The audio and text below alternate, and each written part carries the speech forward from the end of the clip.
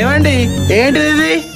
నాకు నీ మీద ఎప్పటికెళ్ళో అనుమానం ఉంది, అందుకే లైట్ డిటెక్టర్ గదే అబద్ధాలు చెప్తే దొరకబట్టే మిషన్ తెచ్చిన.